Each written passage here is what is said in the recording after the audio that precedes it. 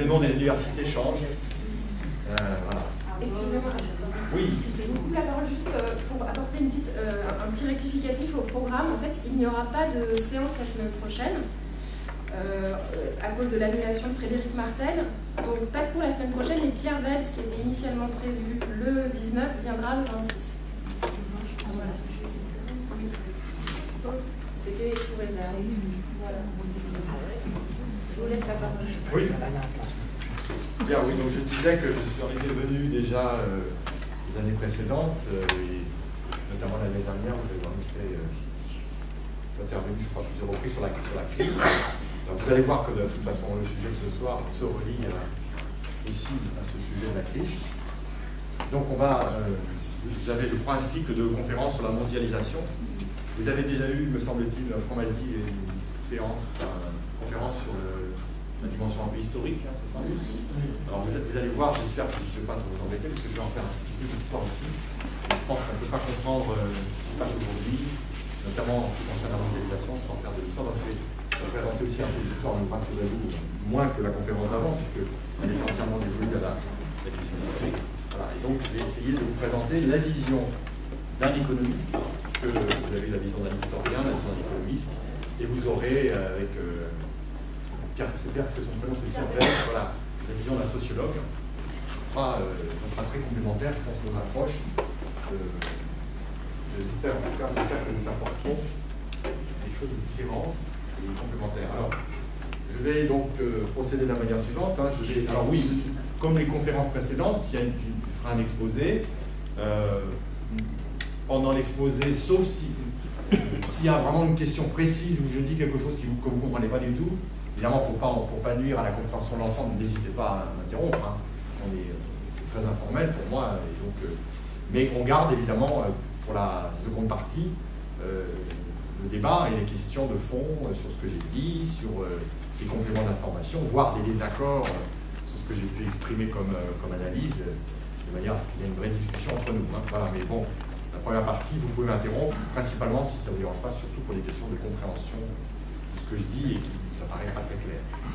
Alors, donc je vais commencer par resituer, comme je le disais tout à l'heure, dans une dimension historique, la mondialisation, pour bien comprendre où on en est aujourd'hui. C'est un cheminement qui se situe dans la longue période, cette mondialisation. Ce n'est pas quelque chose de nouveau, encore que, on verra, il y a des éléments tout à fait nouveaux dans la période actuelle, évidemment.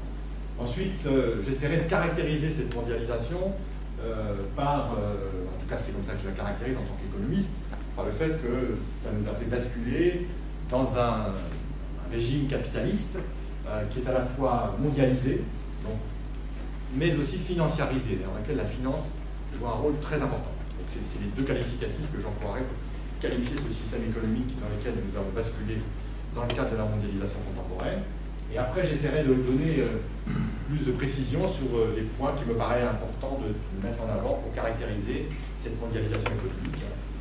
Voilà, donc je donnerai quelques pistes, quelques indications pour que nous puissions ensemble mieux comprendre. Et puis, j'avancerai en montrant que, ce qui vous surprendra sans doute pas, que cette mondialisation qui s'est développée, disons, à partir des années 70-80, est aujourd'hui en crise, et que la crise actuelle n'est pas uniquement une crise financière, comme on le dit trop souvent, et que c'est profondément une crise du système économique, donc du capitalisme financiarisé, mondialisé, dont une crise aussi de la mondialisation. Hein. On se pose des questions, et je terminerai en posant un certain nombre de questions devant vous sur l'avenir de cette mondialisation dans le contexte de la crise, dans la suite de la crise. Voilà un petit peu donc les points que je vous propose de développer ce soir dans ma présentation.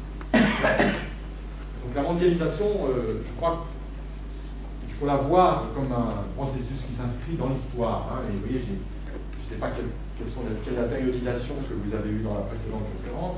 En tout cas, moi je me réfère souvent à Braudel, à Fernand Braudel, qui est à la fois un historien et un géographe, pour justement raisonner sur la mondialisation. Donc je ne vais pas le faire parce que ce n'est pas le sujet de ce soir, mais pour vous indiquer, il y a des lectures passionnantes à faire d'ailleurs à partir des travaux de Braudel sur l'évolution du capitalisme en longue période.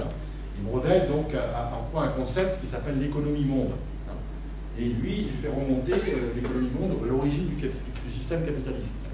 Donc vous voyez, il fait un lien que je fais aussi personnellement, je retiens cette idée que la mondialisation va de pair avec ce système économique qu'on appelle le capitalisme. On vous posera peut-être la question tout à l'heure, qu'est-ce que le capitalisme? En deux mots, je le définirais pour commencer comme un système économique reposant sur la propriété des moyens de production et sur le salariat, aussi dans lequel le salariat joue un rôle important, c'est-à-dire que la plupart des travailleurs, de ceux qui travaillent dans le système, eh bien, sont des salariés. Les salariats jouent un rôle très important, surtout dans le capitalisme d'ailleurs contemporain. Et que, d'autre part, ce système économique est régulé par le marché, principalement. Le marché joue un rôle essentiel dans le capitalisme pour sa régulation, sous des formes qui peuvent être très différentes. Il n'y a pas une seule forme de marché, mais il y a plusieurs formes de marché. Voilà. Alors, en fait, quand on regarde, c'est ce que fait Fernand Braudel dans ses travaux, quand on remonte, lui pour lui, le capitalisme et l'économie monde remontent au XVIe siècle. Et ce qui est intéressant, c'est que lui, il dit que finalement, on peut dire qu'on est en présence d'un processus de mondialisation parce qu'il y a pendant cette période-là, au début de cette période qui commence au XVIe siècle, une intensification des échanges entre les grandes régions du monde. Et vous voyez que les régions du monde qui mettent en avant, c'est intéressant parce que par rapport à la période actuelle, on retrouve peut-être certaines analogies, c'est-à-dire qu'il y a non seulement l'Europe, mais il y a la Chine, donc aujourd'hui qui est une des grandes puissances dites émergentes, et puis il y a le monde arabe aussi qui a un rôle extrêmement important pour nous, en tout cas européens, évidemment, pour les échanges, mais aussi pour notre culture, etc. Donc, si vous voulez, c'est intéressant de savoir qu'il y avait déjà eu, au XVIe siècle, des échanges importants. Quand je dis des échanges, ce n'est pas uniquement des échanges commerciaux, hein, c'est des échanges culturels, technologiques, etc. Voilà. Alors, en fait, en tant qu'économistes, nous considérons souvent, et je reprends cette idée, que la première grande mondialisation, notamment mondialisation économique et financière, se situe au XIXe siècle, en fait, entre, disons, 1850 et 1914. Donc la seconde moitié du XIXe siècle jusqu'à la Première Guerre mondiale. Beaucoup d'économistes et d'historiens reprennent cette idée-là. Ça ne veut pas dire qu'avant, il n'y a pas eu de mondialisation, mais selon les critères contemporains, on met l'accent sur la dimension économique et la dimension financière, eh bien, on a eu un premier épisode tout à fait important, donc qui a duré, vous voyez, moins d'un siècle, hein, 3/4 de siècle, et qui a été marqué, qui a correspondu assez bien à la première révolution industrielle. Donc ça, c'est important de bien noter qu'il y a eu une révolution industrielle, c'est la première chose dans ce premier épisode, et qu'il y a eu aussi une crise importante. On peut même dire que, je ne dirais pas qu'il s'est terminé, parce que bon, si on arrête en 1914, la crise a eu avant lieu. Avant cela, vous avez probablement entendu parler de la grande crise de 1860, exactement 1863. Pour ma part, en tant qu'économiste qui s'intéresse à l'histoire, je dirais d'ailleurs qu'il y a eu 3 grandes crises dans le capitalisme des derniers siècles. Enfin, il y a eu 1863 dont je viens de vous parler, c'est la fin de la belle époque, je veux dire. Il y a eu 1929, la fameuse grande crise évidemment que tout le monde connaît, et puis la crise actuelle, la crise qui a démarré en 2007. Alors, en tout cas, moi j'ai fait un article il n'y a pas longtemps là-dessus, sur justement les grandes crises du capitalisme, et j'ai mis en parallèle 1863, 1929, 2007. Donc la première mondialisation, si vous voulez, a connu une crise importante qui n'est pas sans présenter des analogies à celle de 1863 avec la crise actuelle. Alors, je ne développerai pas trop ce point, on pourrait y revenir si vous le souhaitez dans la discussion, mais il y a vraiment des points communs. Et donc, cette crise de 1863 a annoncé peut-être la fin de la première mondialisation, de même que la crise actuelle, peut-être, pour le moment c'est une hypothèse, c'est une question de ma part, peut-être pourrait annoncer la fin, ou en tout cas une transformation de la mondialisation actuelle. Oui, pourrait marquer une étape. Alors, deuxième idée, c'est que la première mondialisation s'est arrêtée. En tout cas, c'est encore une fois l'analyse que je propose. Hein. Je crois que beaucoup sont d'accord là-dessus. C'est pour ça que j'ai parlé de la mondialisation interrompue. En gros, entre 1914 et 1975. Alors, on peut diviser cette période de 1914-1975 en 2 sous-périodes. D'abord, la période des 2 guerres mondiales, évidemment. Donc, 1914-1918, 1939-45. Donc il y a eu, pendant les guerres, évidemment, ou entre les guerres, il n'y a plus d'échanges. ou en tout cas les échanges deviennent beaucoup plus difficiles puisque les pays se battent ou vivent en autarcie. Donc les deux guerres ont interrompu ce processus de mondialisation, le premier, et d'autre part, c'est la deuxième phase, il y a eu la période que nous appelons, nous économistes, la période des 30 glorieuses, donc qui va de l'après-guerre, 1945 à 1975. C'est un économiste, aussi sociologue d'ailleurs, socio-économiste, Jean Fourastier, qui a trouvé cette expression, les 30 glorieuses. Pourquoi 30 glorieuses? Comme vous savez, c'était une période relativement bénie, entre guillemets, par rapport à ce que nous vivons aujourd'hui, au sens où il y avait une croissance du pouvoir d'achat, des revenus, une réduction des inégalités tout à fait importante pendant cette période. Et donc c'est une période faste, si on peut dire, pour nos sociétés, pas toutes les sociétés de la planète, mais en tout cas les sociétés des pays dits développés, donc en Europe, aux États-Unis, au Japon, etc. Et donc c'est une période donc, des 30 glorieuses. Et comme je vais l'expliquer dans un instant, cette période justement s'inscrit dans cette, on va le voir dans un instant, dans un arrêt de la mondialisation. Mais je vais y revenir dans un instant. Je voudrais caractériser maintenant la période actuelle, parce que c'est ça notre sujet de ce soir, c'est la mondialisation. Donc la phase actuelle, dans l'évolution historique, c'est 1975 jusqu'à maintenant, si on peut dire, début du XXIe siècle, c'est ce qu'on pourrait appeler la deuxième mondialisation. En tout cas, certains économistes et historiens l'appellent comme ça, par référence avec la première grande mondialisation qui était celle, vous vous rappelez, de 1850-1914. Alors, comment caractériser cette phase dans laquelle nous sommes encore aujourd'hui, donc la deuxième mondialisation? Eh bien, c'est les politiques qui ont été menées par un certain nombre de gouvernements et de leaders politiques politique néolibérale ont joué un rôle tout à fait important. Je citerai deux noms, mais vous les connaissez. Deux personnages politiques qui ont joué un rôle essentiel dans la mise en œuvre de ces politiques néolibérales, c'est Reagan et Thatcher. D'ailleurs, Thatcher d'abord, qui est arrivé au pouvoir d'abord, à la fin des années 70. Margaret Thatcher, Premier ministre britannique, et après Ronald Reagan, donc président des États-Unis, comme vous savez.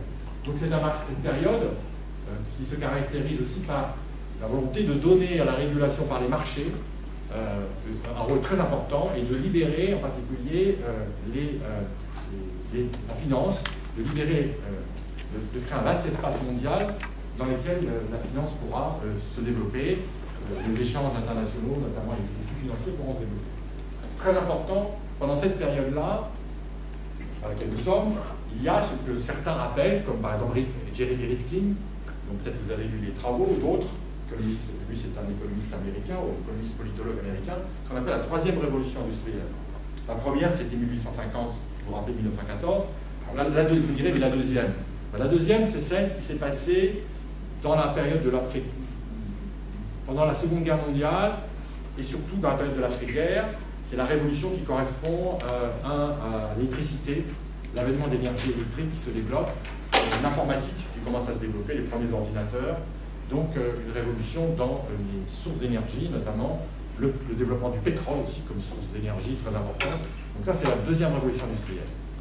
Et nous sommes maintenant dans la troisième, c'est la troisième révolution industrielle, c'est quoi? C'est la révolution industrielle des nouvelles technologies d'information et de la communication, qu'on appelle souvent les NTIC, nouvelles technologies de l'information et de la communication, mais il n'y a pas que ça, il y a les biotechnologies dans le domaine, biologique. Il y a aussi la recherche dans d'autres domaines. J'ai un trou de mémoire, dans l'infiniment petit, c'est, comment ça s'appelle? Nanotechnologie, merci. Voilà, ça c'est des composantes de la révolution industrielle actuelle, qui est loin d'être terminée, puisque les innovations, les recherches, les découvertes dans ce domaine, dans ces trois domaines, technologie de l'information et de la communication, biotechnologie, nanotechnologie, sont loin d'être épuisées, même si on a déjà fait des découvertes, peut-être les principales découvertes à bien des égards, notamment dans les technologies de l'information et de la communication. Et puis, cette phase actuelle de la mondialisation, comme je le disais, et c'est un point que je vais développer un peu en détail, ça correspond vraiment à un changement du système économique dans lequel nous sommes. C'est-à-dire que ça a amené le passage à un capitalisme financiarisé et mondialisé.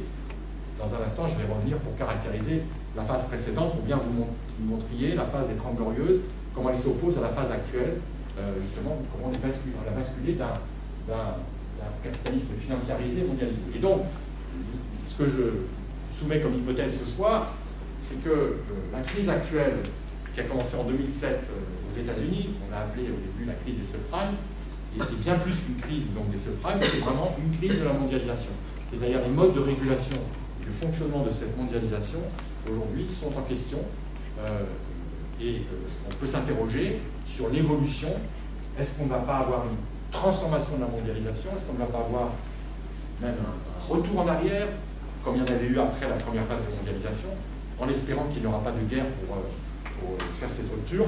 Mais tout ça, c'est des questions que tout le monde se pose aujourd'hui. Hein. On sent bien qu'on est dans une phase critique de crise, qui est bien plus qu'une crise, une petite crise, c'est une crise en profondeur, systémique, comme disent certains. Et donc peut-être qu'on bascule, ou qu'on va basculer vers quelque chose de nouveau, une nouvelle mondialisation ou autre chose. Hein. On ne sait pas encore très bien. C'est pour le moment un peu l'inconnu, c'est le questionnement qu'on peut avoir. Alors, pour comprendre par contraste notre mondialisation d'aujourd'hui, celle qui a commencé en 1975, il n'est pas inintéressant, là encore, de reculer justement sur pour contraster les deux. Cette mondialisation, alors ici je vois qu'on est un certain nombre à avoir des cheveux un peu gris, un peu blancs, donc vous avez vécu, pour beaucoup d'entre vous, la phase 1945-1975, donc dite des 30 Glorieuses. Eh bien, je fais partie des économistes qui ont caractérisé cette phase par en disant que c'est une phase du capitalisme fordiste. Hein. Vous voyez, c'est-à-dire le capitalisme il existe depuis le XVIe siècle, comme si on en croit Brodel, mais évidemment il a évolué dans le temps. Il a connu beaucoup d'étapes. Et là, l'étape de l'après-guerre, ça serait le capitalisme fordiste. L'étape actuelle, que je vais développer, que j'ai commencé à développer, c'est le capitalisme financiarisé et mondialisé. Si vous voulez bien. Voilà. Alors le capitalisme fordiste, vous me direz, mais pourquoi on l'appelle comme ça? On l'appelle comme ça du nom de cet Américain qui a créé l'entreprise Ford, l'entreprise automobile. Pourquoi est-ce qu'on a donné ce nom de Fordisme à ce capitalisme? Parce que M. Ford était un patron intelligent qui avait compris que pour que le capitalisme fonctionne, lui il était un grand capitaliste, il possédait et il voulait que son entreprise se développe, une entreprise de construction automobile, mais il avait compris qu'il y avait une contradiction à résoudre, ou en tout cas qu'il y avait plusieurs dimensions à prendre en compte si on voulait que le capitalisme se développe harmonieusement, ou en tout cas se développe d'une manière satisfaisante. C'est qu'en particulier, il s'est posé la question sur les salaires, sujet dont on parle beaucoup aujourd'hui, et qui montre à quel point d'ailleurs le patronat d'aujourd'hui est bien moins intelligent que le patronat type Ford. C'est que le Fordisme se disait, voilà, le salaire, c'est une double dimension. C'est un coût pour l'entreprise, donc spontanément l'entreprise veut le réduire, évidemment, veut réduire les coûts salariaux, mais c'est aussi la source de la demande qui s'adresse à l'entreprise pour vendre ses produits. Puisque c'est les salaires, c'est les revenus, c'est la demande. Et donc, si j'ai des salaires trop bas, et si je licencie trop de salariés, je n'aurai pas de demande pour vendre mes voitures, donc je serai en difficulté. Et donc, l'idée, c'est de trouver un compromis entre ces deux dimensions contradictoires, des salaires pas trop élevés pour que je continue à être compétitif quand même, mais des salaires suffisamment élevés pour que je puisse vendre ma production. Et ça, aujourd'hui, faites attention, si vous écoutez le discours du patronat, vous n'avez jamais cette seconde partie du discours, jamais. Enfin, très rarement. Le patronat, c'est d'abord, on réduit les coûts salariaux, et on ne s'intéresse pas du tout, et on ne prend pas en compte le fait que si on réduit, comme on le fait d'ailleurs en ce moment, les coûts salariaux, et comme on pèse sans arrêt sur les dépenses, eh bien ça va déprimer l'économie, et alors on ne pourra pas vendre ce qu'on produit. Donc on est en contradiction. Vous voyez.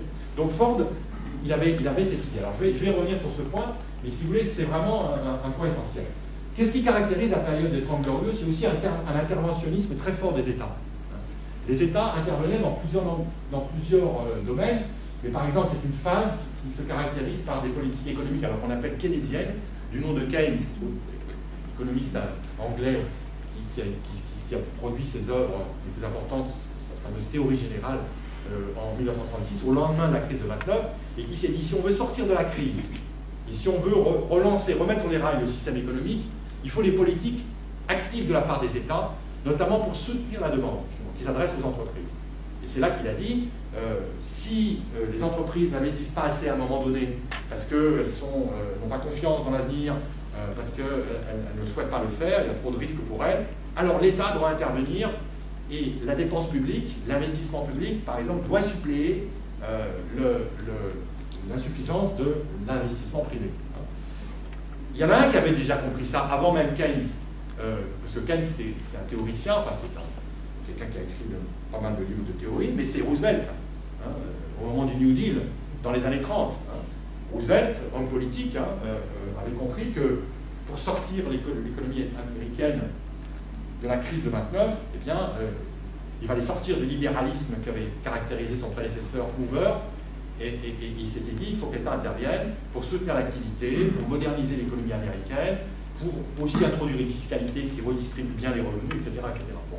Donc, si vous voulez, l'interventionnisme d'État est de mise pendant la période de l'après-guerre, et l'État-providence, comme on l'appelle, s'est développé, que ce soit en Grande-Bretagne, que ce soit en France, que ce soit en Allemagne, aux États-Unis, etc. Donc, et puis, d'autre part, on a voulu contrôler plus, pendant cette période des 30 Glorieuses, le système financier. Pourquoi? Parce que dans la période de l'entre-deux-guerres, à la suite notamment de la crise de 29, on s'est rendu compte que si on laissait le système financier non régulé ou mal régulé, eh bien on avait des crises. La crise de 29 en est un bel exemple. Et donc on s'est dit, il faut contrôler le système financier. Ce qui fait que la France, par exemple, est certainement un des pays qui est allé le plus loin dans la régulation du système, la régulation publique du système financier, puisque nous avons nationalisé les banques. Pensez par exemple au programme du Conseil national de la résistance, de ce point de vue-là, qui est allé très loin, contrôler les banques, contrôler les activités de distribution de crédit, donc contrôler le crédit, contrôler les taux d'intérêt distribués par le système bancaire, etc. etc. Je ne développe pas trop parce que ce n'est pas le sujet, c'est juste pour vous montrer, pour vous rappeler ce qu'était cette période où l'État intervenait beaucoup. Et puis, on retrouve la notion de Fordisme là, il y a eu un compromis, l'idée qu'il fallait qu'il y ait un compromis entre les patrons et les salariés ou leurs représentants, c'est-à-dire les syndicats, pour négocier des évolutions salariales qui ne pèsent pas trop sur le coût des entreprises pour qu'elles puissent continuer d'être rentables, puisqu'on est en capitalisme, donc il faut que l'entreprise fasse des profits, mais en même temps pour ne pas trop déprimer la demande, puisque la demande des ménages, des salariés, est essentielle pour que les entreprises puissent vendre. Et donc le compromis, c'était l'idée qu'il fallait que pour le partage des fruits de la croissance, chaque année on produit plus, c'est comme la part du gâteau qui augmente, eh bien il faut redistribuer la part des gâteaux supplémentaires entre, en gros, deux parts, la part qui va aux capitalistes, c'est-à-dire la rémunération du capital, et la part qui va aux salariés, la rémunération du travail. Et donc pendant toute cette période des 30 Glorieuses, grâce à ce partage, comme disent quelquefois aussi les économistes, salaire-profit, entre les salaires et le profit, qui a permis au profit de grandir, mais aussi au salaire de se développer assez rapidement, d'où le hausse du niveau de vie que nous avons connu, que nos concitoyens ont connu pendant toute cette période-là, eh bien, l'économie s'est développée d'une manière relativement rapide, et les gens ont amélioré leurs conditions de vie grâce à ça. C'est comme ça que, je sais pas, quand on regarde comment nos parents ou grands-parents vivaient juste au lendemain de la guerre, et comment ils vivaient à la fin des années 60, puis on voit qu'il y a une différence énorme, c'est que dans les appartements, il y avait des salles de bain, il y avait des frigidaires, il y avait des machines à laver, il y avait des voitures. Alors c'est pas forcément une bonne chose tout ça, parce que ça amène de la pollution, ça amène des tas de problèmes, mais il y avait quand même des conditions de vie qui étaient meilleures, des conditions de vie matérielles. Voilà. Très important, pendant cette période, notre économie, nos économies étaient organisées très largement sur des bases nationales.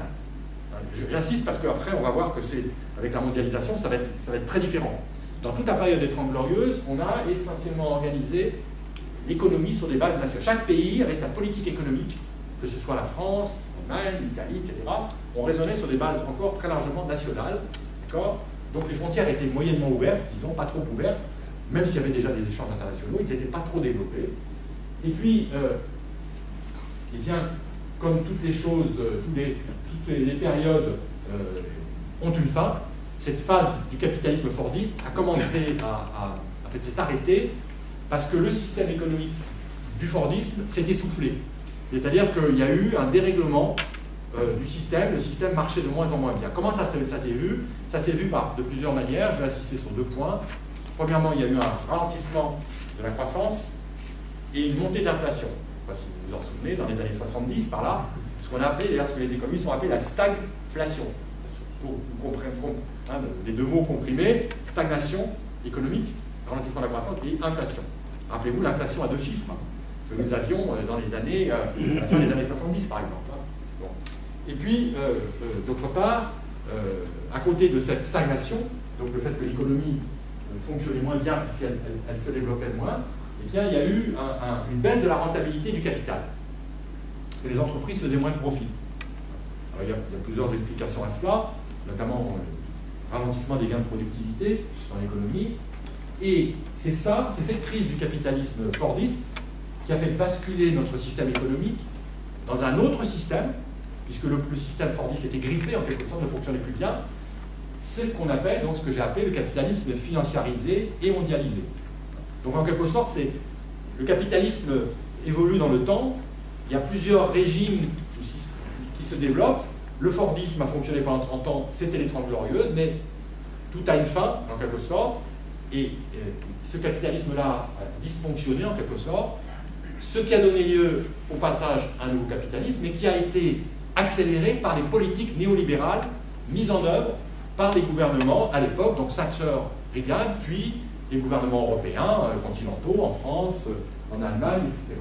Donc vous voyez, voilà un peu l'histoire que je voudrais vous faire. Si j'ai fait ça, c'est pour que vous voyez d'où vient ce système économique que j'appelle le capitalisme financiarisé mondialisé. Il vient d'un changement qui s'est produit, en gros, dans les années 70, et qui est lié à la crise du précédent régime dans lequel nous avions fonctionné, qui était le capitalisme fordiste. Alors là, vous avez un graphique qui montre, qui illustre ce que je vous disais à l'instant, c'est la crise de la rentabilité qui fait que les capitalistes, ils n'étaient plus très contents, ils voulaient que le système évolue, et donc ils étaient très contents des réformes, par contre, de Mme Thatcher et de M. Reagan. C'est que là, vous voyez, ici, c'est le taux de profit aux États-Unis et en Europe. Hein.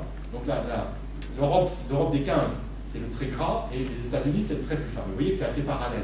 Donc qu'est-ce qu'on voit? On voit que, vous voyez, à partir de 1970 à peu près, on a une baisse du taux de profit. Vous voyez? Et qui remonte, et on va voir pourquoi dans un instant, qui remonte par contre, vous voyez, à partir de 82 par là. Hein, et donc, l'analyse que nous faisons, que je fais avec d'autres, c'est de penser que une des raisons de la crise du système, ou des manifestations de la crise du système capitaliste fordiste, c'est qu'à partir des années 70, eh bien, il y a eu cette baisse du taux de profit qui fait que la rentabilité du capital était moindre et que les capitalistes de l'époque souhaitaient des réformes pour relancer le capitalisme sur des bases nouvelles, pour qu'il redevienne profitable. Pour que le rendement du capital, le profit si vous préférez, devienne plus important. Et d'ailleurs, ça a très bien marché, comme on va le voir dans un instant, si on regardait la hausse extraordinairement rapide du taux de profit des entreprises qui a augmenté fortement. Donc ils ont gagné de ce point de vue-là, ils ont obtenu ce qu'ils voulaient. Donc on a changé. Le changement de régime, en quelque sorte, c'est lié entre autres à cette dynamique du taux de profit qui est tout à fait essentielle pour comprendre pourquoi le capitalisme fordiste a été en crise et pourquoi il est passé dans un autre capitalisme. Alors ça m'amène du coup à ce capitalisme contemporain qui correspond à la mondialisation. En fait, donc il y a eu ce qu'on a appelé la révolution conservatrice et néolibérale. Alors c'est comme ça que Mme Thatcher qualifiait ses politiques. Elle disait qu'elle faisait d'une révolution conservatrice. M. Reagan aussi d'ailleurs se définissait comme ça. C'est-à-dire en fait une volonté de réagir contre la période fordiste où on avait donné trop de poids à l'État, trop de régulation, empêchait les entreprises de produire dans les bonnes conditions. Et c'est ça qui peut-être, d'après eux en tout cas, on faisait évoluer trop vite les salaires, ce qui pesait évidemment sur les profits, mais qui aussi contribuait à l'inflation.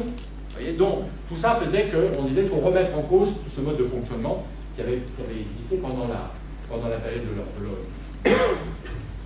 du fordisme. Et du coup, on a remis en cause ce que j'ai appelé, je vais vous le montrer tout à l'heure avec un petit schéma, on a remis en cause les piliers, si vous voulez, les caractéristiques principales du capitalisme qui a existé dans l'après-guerre.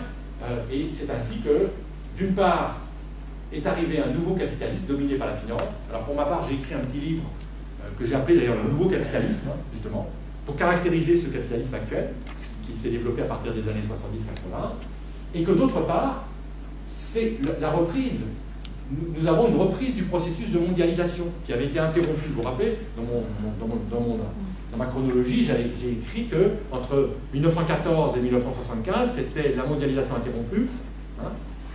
Et bien là, on revient dans le processus de long terme de la mondialisation. Après cette parenthèse historique qui va de 1914 à 1975, à partir de 1975, alors évidemment c'est des dates qu'on peut contester, hein, on peut changer un peu les dates, mais en gros, le dernier quart du XXe siècle et puis la période actuelle, nous sommes revenus dans la mondialisation. Ce qui fait dire à certains historiens que finalement, les deux guerres mondiales plus la période fordiste ne sont qu'une parenthèse dans l'histoire du capitalisme et de la mondialisation, et que là on ne fait que renouer avec les fils interrompus de la mondialisation, donc vous voyez, à la veille de la Première Guerre mondiale. C'est-à-dire qu'on renoue avec un processus long, puisque tout à l'heure je vous ai expliqué que c'est un processus historique long, et bien là on revient dans ce qui est l'évolution de long terme du système économique dans lequel nous sommes, qui se caractérise, comme l'explique Brodel notamment, par la mondialisation. On ne ferait que revenir, dans la reprise de la mondialisation, on ne ferait que revenir dans un processus long, qui est celui de la mondialisation. Vous voyez, donc, c'est la deuxième mondialisation, je l'appelle comme ça, mais en fait, elle prolonge là où les phases antérieures de mondialisation. C'est comme ça que, en tout cas, je vous propose de voir les choses. Alors, cette mondialisation, disais-je, est dominée par la finance. Alors, là, pour moi, c'est un point très fort. On est un certain nombre d'économistes, mais je pense qu'aujourd'hui, c'est la majorité des économistes qui sont d'accord. Ce n'était pas le cas au début, hein, pour dire que l'élément moteur du capitalisme actuel, c'est la finance, c'est-à-dire c'est la logique financière. Alors, c'est la logique financière, et pourquoi ça s'est mis en place? Parce que les gouvernements ont déréglementé, alors ça c'est un mot qu'on emploie souvent, mais on emploie aussi le mot de libéralisation financière, c'est-à-dire qu'on a fait tomber tous les obstacles à la libre circulation des capitaux, ce qui a abouti à ce qu'on appelle aussi le décloisonnement, suppression des frontières, c'est-à-dire que pour l'économie mondiale, et en particulier pour la finance, on a supprimé tous les obstacles. Par exemple, tous les contrôles de capitaux, toutes les formes d'obstruction, de réglementation, le contrôle d'échange que nous avons connu les uns et les autres, vous vous rappelez peut-être dans les années encore, jusque dans les années 80. Tout ça a été supprimé. Et puis, le mot des intermédiations, c'est peut-être un mot un peu barbare, mais disons, ça a donné lieu à une finance qui s'est développée sur les marchés par opposition à la finance bancaire. Finance bancaire, celle des intermédiaires bancaires. C'est pour ça qu'on parle de désintermédiation. C'est-à-dire que les banques, la finance bancaire par le crédit, continue d'être là, mais de plus en plus les entreprises, les États, les acteurs se financent par la finance de marché, par exemple en émettant des titres, des bons du Trésor pour l'État, des bons, des corporate bonds, enfin des bons privés par les entreprises, etc. Donc la finance de marché joue un rôle de plus en plus important. Et les politiques de libéralisation dont je parle là ont été extrêmement complètes.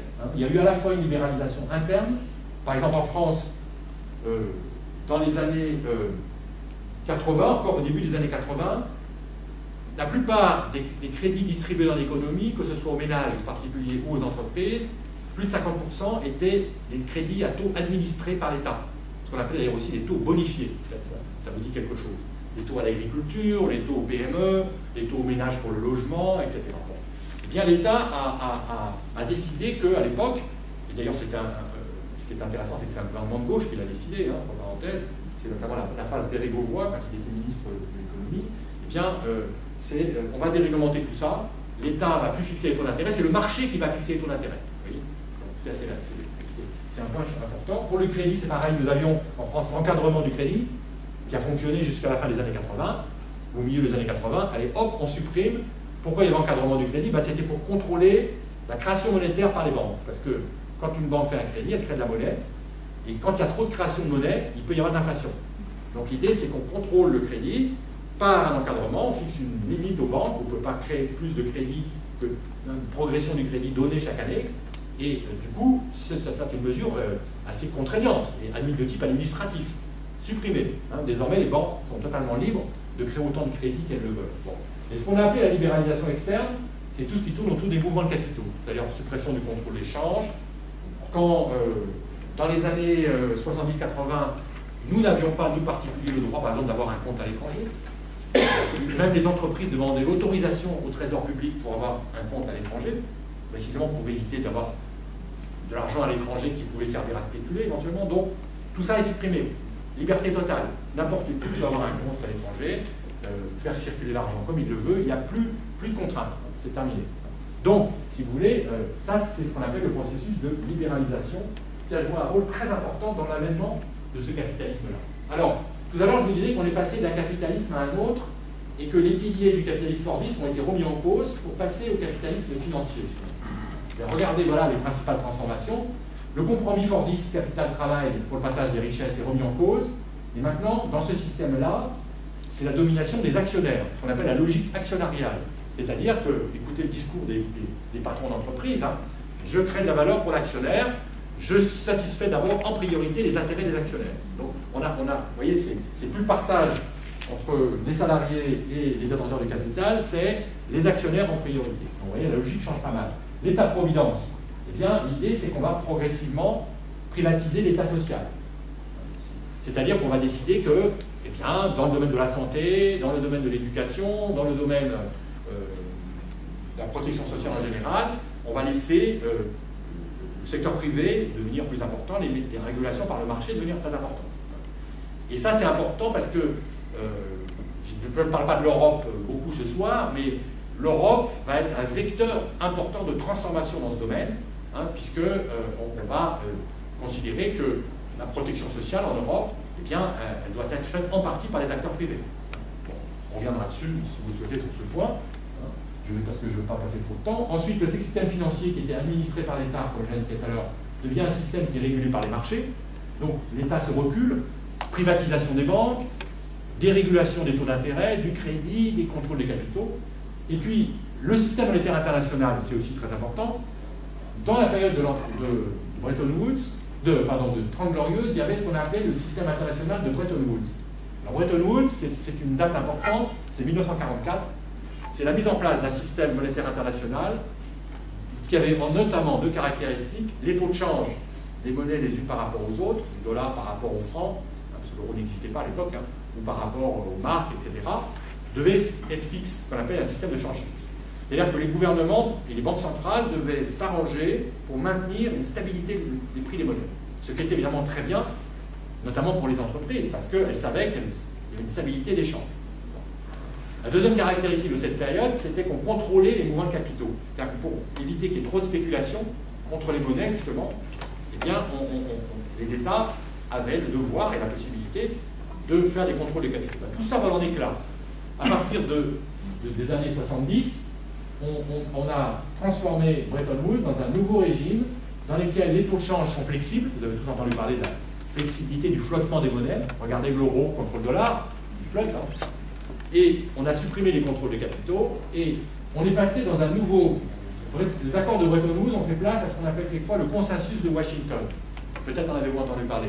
Le consensus de Washington, c'est le consensus néolibéral à l'échelle internationale. C'est-à-dire on dit, voilà, désormais, pour qu'un pays soit bien géré, il faut qu'il privatise, il faut qu'il libéralise ses échanges extérieurs, il faut qu'il donne à la régulation par le marché le maximum de place. Et ce dogme-là, dogme néolibéral, a été appliqué non seulement dans nos pays, mais aussi dans les pays en voie de développement. Le Fonds monétaire international, par exemple, qui est chargé notamment d'intervenir quand des pays ont une dette trop importante, quand ils doivent pratiquer ce qu'on appelle des plans d'ajustement structurel, eh bien, impose cette doxa-là. C'est la doxa néolibérale, donc, qui a joué un rôle extrêmement important. Et le Fonds monétaire international a été le fer de lance de cette doctrine à l'échelle internationale. C'est pour ça qu'il n'est pas très populaire, ce Fonds monétaire international, notamment dans les pays en voie de développement, parce que le néolibéralisme, ça veut dire quoi? Ça veut dire, par exemple, suppression des subventions, parce que ça coûte trop cher, et puis que c'est une intervention de l'État. Mais dans un pays pauvre, prenez les pays pas si loin de nous, hein, pensez à l'Afrique de l'Ouest, par exemple, ou même au Maghreb, les céréales sont subventionnées. Pourquoi? Parce que c'est le pain, la céréale, et c'est la base de l'alimentation. C'est le pain ou les galettes que les gens mangent. À partir du moment où l'État ne subventionne plus, ça veut dire que le prix du pain augmente et devient de plus en plus instable. Donc ça peut créer des famines, ça peut mettre en difficulté les populations très pauvres, pour qui le pain est l'alimentation essentielle. Et donc, voyez ce genre de mesures, et ça évidemment fait que ces politiques ont été très impopulaires dans la période, disons, dans la période récente. Alors, pour moi, et nous sommes nombreux encore aussi à, je crois, le penser aujourd'hui, ce qui caractérise le capitalisme actuel, et ça vous allez le voir dans un instant avec un graphique que je vais vous montrer, c'est un phénomène mondial, donc ça s'inscrit vraiment dans un processus mondialisé, c'est qu'il y a eu ce que nous appelons un nouveau partage salaire-profit. Dans le capitalisme fordiste, je vous expliquais qu'il y avait un compromis pour tenter de faire progresser de manière à peu près harmonieuse à la fois les salaires et les profits, et dans le nouveau capitalisme, l'idée c'est de donner la priorité à la rémunération du capital et aux actionnaires. Donc, le partage salaire-profit s'est modifié en faveur du profit et ça s'est traduit par une baisse ce qu'on appelle des salaires dans la valeur ajoutée. C'est-à-dire que nous produisons chaque année un gâteau qu'on appelle quelquefois le PIB, produit intérieur brut, qui est la richesse produite chaque année par un pays. Cette richesse est en contrepartie, la création de cette richesse se traduit par la distribution de revenus et la question se pose de comment on partage ces revenus. Comment se partage la part du gâteau. Donc aujourd'hui, clairement, et dans la période récente, on a assisté à une déformation du partage en faveur des profits et à l'encontre de la part des salaires dans la valeur ajoutée. Alors, je vais vous montrer dans un instant un graphique, mais avant de le montrer, c'est qu'en fait, ceci a été obtenu, ce résultat a été obtenu par des décisions souvent politiques tout à fait volontaires et conscientes. Et en France, je peux le dater avec une grande précision, c'est Mauroy II. Vous savez qu'il y a eu le premier gouvernement Mauroy quand la gauche est arrivée au pouvoir en 1981. Ça a duré à peine 2 ans. En 1983, Mauroy II, donc deuxième gouvernement Mauroy, Jacques Delors, ministre des Finances en l'occurrence, il décide de désindexer les salaires sur l'inflation et la productivité. C'est-à-dire que les salaires n'évolueront plus au même rythme que l'inflation pour préserver le pouvoir d'achat et même n'évolueront plus au rythme de la productivité du travail. Donc, du coup, il y a eu une stagnation, voire une perte de pouvoir d'achat des salaires. Il y a eu aussi des réformes dont vous entendez parler